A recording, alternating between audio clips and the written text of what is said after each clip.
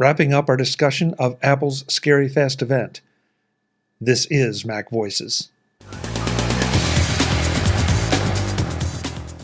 Mac Voices is supported by MacVoices Magazine, our free magazine on Flipboard and on the web. Want to cut through all the noise and find out what you can do with your Apple gear? MacVoices Magazine focuses on just that, aggregating the best how-to articles and information. Get it by searching for Mac Voices in the Flipboard app or visiting macvoices.com/magazine. Welcome to Mac Voices. This is the talk of the Apple community, and I'm Chuck Joyner. Folks, the Mac Voices Live panel convened on Halloween night to discuss Apple's Scary Fast event, and there was a lot to say. We finally wrap up that conversation in this episode and also ask the panel a single question that had to do with the holiday. Let's go back and let the panel do the talking. I did not realize that, because I didn't spec out a 14-inch yesterday. I just did it right now. And I mean, I've always, because I was on the road so much and carrying my laptop, I always wanted the maximum workspace. But now, not so much since I'm a remote worker. This could be, darn, you guys just confused me. Thank you very much.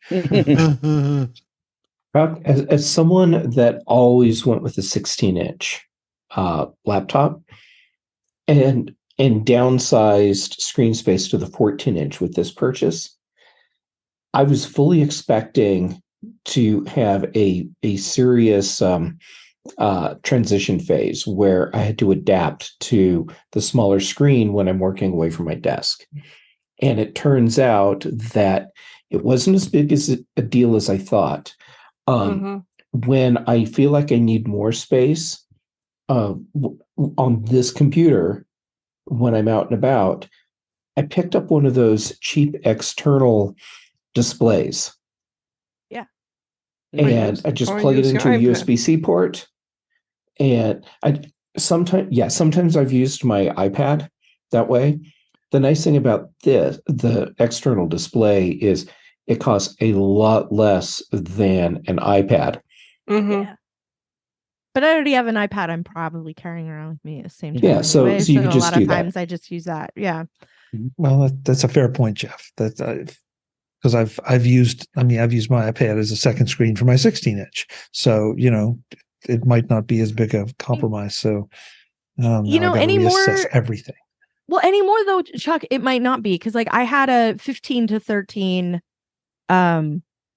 crisis of faith, I guess, a long time ago, like 4 or more laptops ago, because I went, I have the 15-inch, I really like having all the screen, I really like having all that. And then everyone I knew who had a 13-inch machine said, do you ever pick it up and take it anywhere?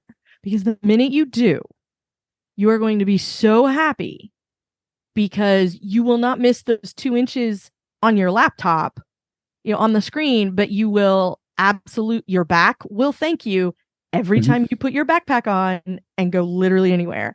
And I'm like, and it was like 2 weeks. And I went, oh, everyone I know is right. Why did I huff that 15-inch slab of metal around with me for all those years when it could have been a 13-inch one anyway?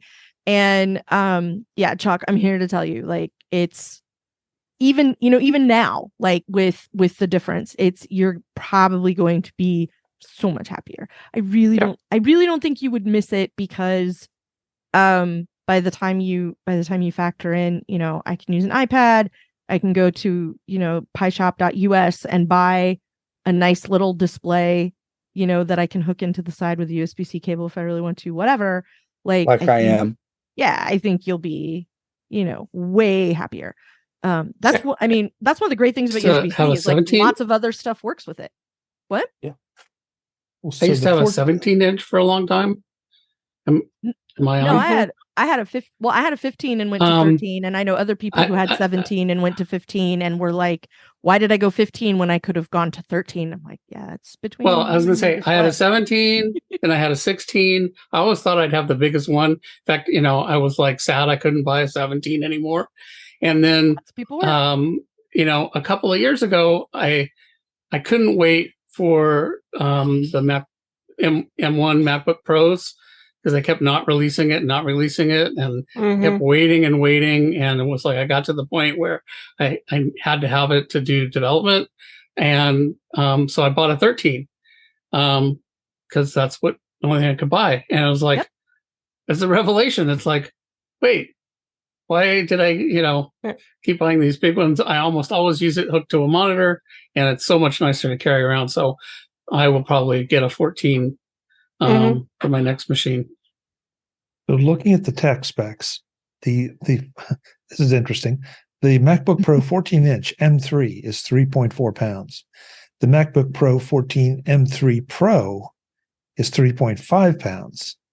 And the MacBook Pro 16-inch M3 Pro is 4.7 pounds. Does the Max weigh more than the Pro? No, in the 16-inch and the 14-inch, the Pro and the Max weigh more than just the straight M3. Yeah, that makes sense. But they weigh the same amount. But Pro and Max are the same. Yeah. So it was only a tenth of a pound more for the 14-inch, if I remember what you just said. Yeah. Right. Well, yes, exactly. It hadn't even occurred to me that they would weigh more, but that's not much. Yeah. Yeah, but it does make a difference when you're carrying it around. Oh, yeah. Oh, yes. Yeah. I mean, to be perfectly honest, I have wanted what would end up being the 14-inch size pretty much for the last 15 years. And now that I have it, it does not disappoint in the least. It's all the power with the compactness. Yeah. And depending on what the machine is that you're upgrading from, like you might end up with, the same resolution or better. I mean, that's what happened. That's what happened for a lot of people going to a Retina display, or if you go, from an Intel machine to an M1 machine, some of those, I know the resolution went up a little for some of those. So you kind of do get, because of the way they designed it and because there's less bezel, the 14-inch screen is more like what the 15-inch actually was that you were carrying around, but you don't have to carry around all that extra computer. Yep. And here's something kind of interesting. As far as vertical height goes, the 14-inch is very close in vertical height to a 15.6-inch external display. So, I mean, my 4K 15-inch display over here just fits in seamlessly. Yeah. Sitting here looking at my 32-inch display, trying to imagine a 15-inch display. Well, no, that's thing is, I'm much closer. I'm pretty close. One thing we haven't talked about, and I have a good reason for bringing this up: the 1080p FaceTime camera. Doesn't matter. It's not 7. What about it? They finally upgraded to 1080p like a year ago or Jeff, something. he's got a 1080p. Fine. Chuck, you're looking at that camera right now. Right. That's why I brought it up, Jeff. Yeah, we were commenting pre-show just how good Jeff looks compared to his usual webcam. That it makes, and he's using so much better than the rest of the time, Jeff. Yeah. Yeah, apparently it's time to retire my Logitech C920. Oh, yes. It is. Well, Yes. I remember a discussion about this way back, and somebody correct me if I'm wrong, but it seems like Apple may do a little bit of the computational photography magic with the 1080p to make it look as good as it does. It sure seems like it. Yeah. Oh, yeah. And so, because, I mean, Jeff is like, at least on my screen, he's like super sharp. And then there's Kelly. No, you look fine. You look fine. I'm using the same camera Jeff normally is using right now, so that's why I say that. So yeah, apparently I need to upgrade. Yeah. There were a couple things I just wanted to mention about the event that I thought were kind of interesting. One of them was the shot on iPhone that we got kind of tossed in at the end, which, I would say is one of the few things the crack marketing team has done that was really smart, because it was like, you get to the very end of the Mac event and it's like, by the way, this is totally an iPhone commercial. The end. Bye. Which I thought was kind of slick of them to do. But also we got all the processors at the same time, and we haven't had that before, because we did get, Apple Silicon, but it was just M1. And then it was, okay, we took all of the stuff from the M1, and now you can buy the Pro, and you can buy the Plus, and you can buy the Max, and there was the Ultra. And then, because we found out that they started developing processors like their Lego blocks, and you can just snap a couple together, and now it's twice as fast. Which is also a thing that I think is really awesome that nobody really talks about.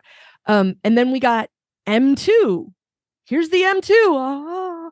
And then later we got the M2 Pro and the M2 Max. And this time we got all of them at once. And normally we don't get that. And also, that's really fast. Like, my original MacBook Pro, original issue, M1 MacBook Pro OG over here is basically old granddad at this point.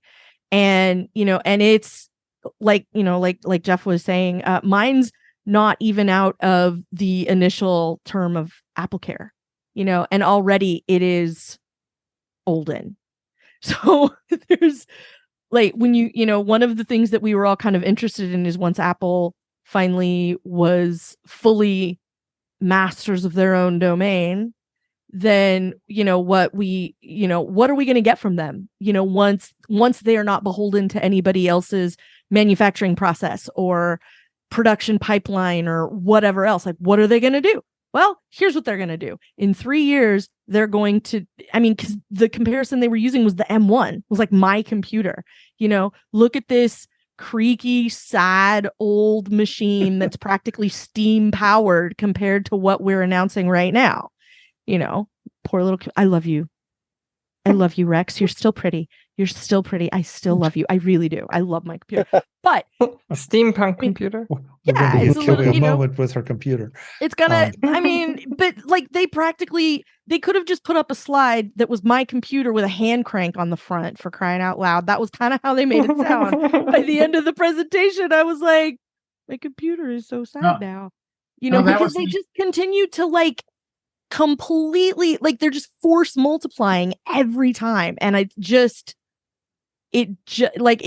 really surprises me. Not that they're doing it, but the speed at which they're doing it. That was really all it was. That should really concern Intel, right? Like, Intel, where's everybody else? Intel should have been concerned for a while now. Fair. I mean, valid. Well, there was some. Or go ahead, Ben. To be perfectly honest, reading the articles about Qualcomm's latest entries and AMD and NVIDIA's impending ARM processors, I think Intel firmly still believes it's 5 to 10 years ago, and they must, and they aren't facing an impending apocalypse. Didn't they say by 2025 they would have caught up with Apple? Wasn't that the prediction they gave us? They still have a couple years to go. Yeah, except they're going to catch up with what Apple had then, not. Oh, well, yeah, that's true. Jim, don't confuse us with facts. Yeah, exactly. Yeah, you almost still have to have a car battery to have an Intel laptop. Mm-hmm. Yeah. It is kind of sad. It's like the iPod Flea. When you look at like the like, if you go to Amazon and type in like laptop power bank and look at what they say you need for an Intel powered PC, like, those are giant slabs of battery that you're carrying around. It's really, they're just massive. And like, the one that I carry around for my phone, I could plug my computer into and it would be fine. We have a couple panel members that have a hard out here at the bottom of the hour. I did want to ask one question, though, of this group. Anybody have any thoughts on this from a gaming perspective? Because I know I have no comments on it because I'm not a gamer. Is anybody a gamer? Yes, I do. Okay. It seemed to me really exciting. Yeah. Yeah. To you, Ben. it's exciting enough where I am having to tell myself I shouldn't be upgrading. I mean, hardware mesh shaders and ray tracing The ray is tracing really looks exciting. cool. I can't wait to see the benchmarks. I mean, as far as hardware and APIs go, Apple has done everything possible to make their platforms. And let's be honest, we're not just Mac gaming anymore, we're Apple gaming, because it's everywhere from the phone to the Mac, pretty much viewed as a platform now. But I think right now, the only thing they have left to do is developer relations. Mm-hmm. Okay. Ben, I have a quick question for you. Yeah. And it ties in, I'm sure, to why Jim is laughing. So with everything that Apple announced yesterday, that's clearly targeting gamers. Well, I think it's also targeting VR, AR developers, but the gaming space. How much of that do developers get to take advantage of for free? Meaning, what they've already written is just going to work and work better, versus how much of it will they have to add in new code or rewrite some code to take advantage of what Apple just announced? I mean, honestly, with what they announced in June in Adaptation, there's not a lot they have to do. Yeah. Okay, that was kind of my take, but I wanted the real pros take. So the two of you saying that's good enough for me. Yeah, not only that, but from a financial standpoint, it makes a lot more sense to write for iPhone plus iPad plus Mac plus eventually Apple TV than it ever did for just the Mac. So it's like you write for one platform and you get the others for free.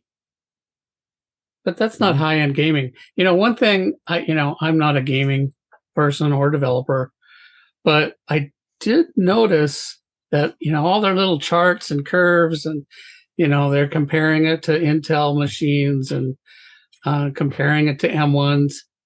Didn't see any comparison to other GPUs. Like, I didn't see them claiming, what is this compared to a Radeon or, whatever. It'll be interesting to see once they get out of, what is how does this stack up against, the real high end GPUs that don't, aren't up, they take you have to hook up directly to a hydroelectric plant, but people do that.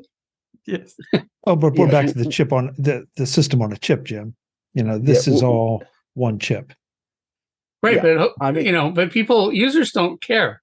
They want what they want, and they can, on the other platform, they can get the fastest thing. And I kind of was waiting to see. I thought maybe Apple would throw up a chart like that, and hey, now we're really comparable with the top end GPUs, but they didn't. I guess probably it doesn't.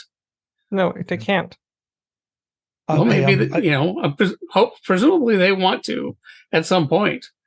So, maybe the M4 or M5 will, maybe not. Maybe physics makes it impossible, but I don't know.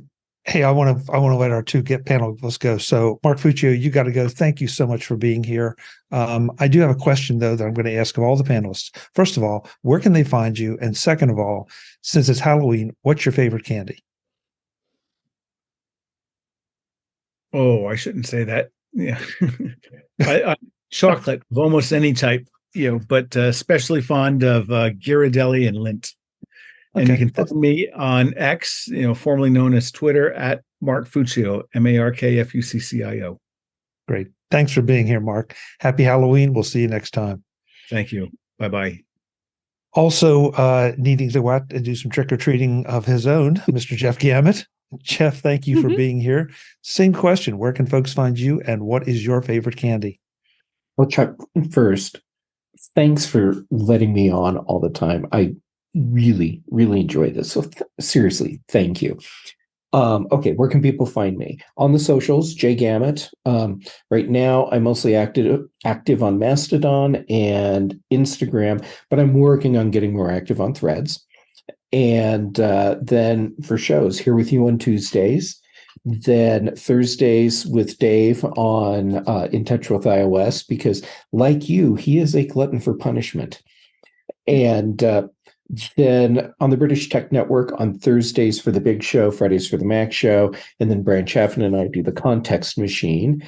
And this week I was on Charlotte Henry's Edition, so that was a lot of fun. And then for candy, I'm not much of a candy person, but I do really enjoy a nice dark chocolate with some sea salt. So I'm sure that's going to end up in everyone's Halloween basket this year. Excellent. Excellent. Thank you, Jeff. Good to have you as always. This was awesome. All right. Happy Halloween. See ya. Guys, actually, we're at the bottom of the hour, so I think we'll wrap it up for this time. We've had to let those two go because they definitely had hard outs. But I'm sure we will continue this discussion as we all get more information about the new chips, the new models of Macs and MacBook Pros, and we'll see what comes. I think I'm going to reverse it because things got shuffled a little bit. So I'm going to start with Jim, the man with the spooky background. Jim, where can folks find you, and what's your favorite candy? You can find me. Mastodon's probably the best place. At ProViewJim at techhub.social. ProView spelled Provue. And I think for favorite candy, I'm going to go Tony's Chocolonely. Okay, didn't see that coming. I think it's from Amsterdam.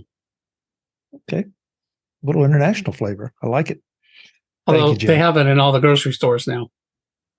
Yeah, it's okay. All the supply chains got fixed. But the first time I ever had any was given to me from a friend from Amsterdam who had brought it from there. Ben Roethig, thank you for diligently trying to get back in and succeeding. Where can folks connect with you, and what is your favorite candy?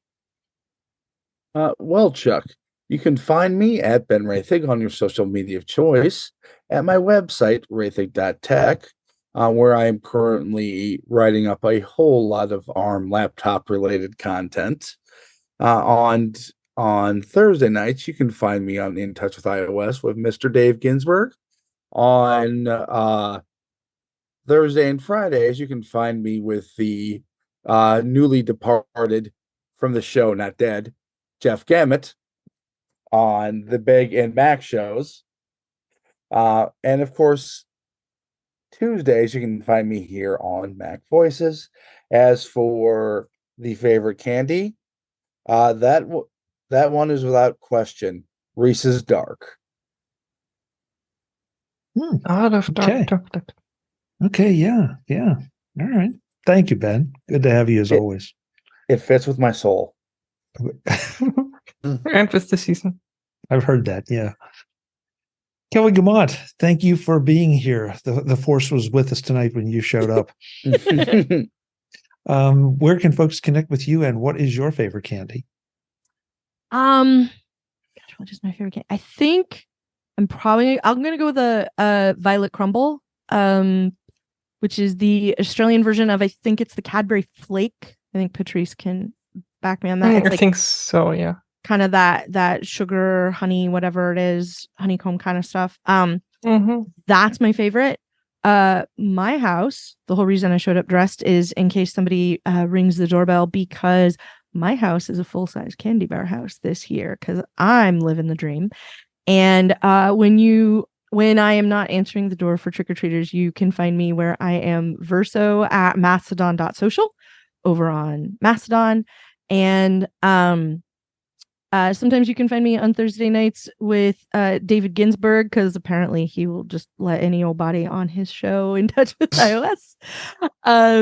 I mean, you do too, Chuck. Like Jeff said, we keep clicking the Zoom link and we wait, and then it's like when you wait for the ATM, and every Tuesday night you make the money noise, and here we are. So, so you can find me here. You can find me sometimes with David Ginsburg. You can find me occasionally on things over on The Incomparable, because I have lots of pop culture opinions, and we'll also play ridiculous game shows with people over there and have a really good time doing it. So, yeah, that's me. Great. Thank you, Kelly. Thank you. Patrice Brend'amour, thank you so much for staying up late. I'm afraid to ask what time it is where you are, but we're so glad. So glad you showed up. 2:35 a.m. So AM. not too bad. Ouch. That's not All right. That's not bad. Where can folks connect with you, and what is your favorite candy? So you can find me with some of the other miscreants here from the panel. You can find me on the British Tech Network on the Big Show on Thursdays, where we talk about the non-Apple side of things, like space and chips and Android and Windows and all of that. And also on Fridays, where we talk about the Apple side of things on the Mac Show. You can find out everything about me, everything I'm doing, all the social media links, the podcast, the projects, literally everything from my website, thepatrice.com. And if you want to listen to really cool people talk about their food-related stories, memories, and just everything that goes with that, head over to Foodie Flashback at foodieflashback.com for my interview show. So for my candy, I actually snuck out and I got it. I grew up, a lot of people probably don't know that, I grew up at the Swiss border. So for me, for sure, it is really real Swiss chocolate. My mom got that for me. Like she bought like 14 of those. Clearly. And I'm giving them away.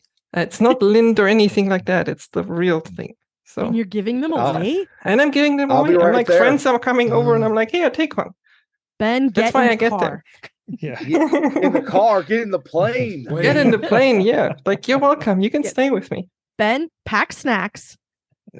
Patrice will see you soon. Yes, I'll have to get around that not having a passport thing, but it'll happen. I'll make some calls. It's fine. Yeah, we can get that. You don't need to see his identification. Ben will be an undocumented alien. Thank you, Patrice. Eric Bolden, the man from the snow country.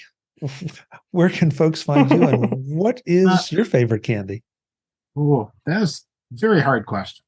I can be found on Mastodon at EA Bolden at techhub.social. Candy,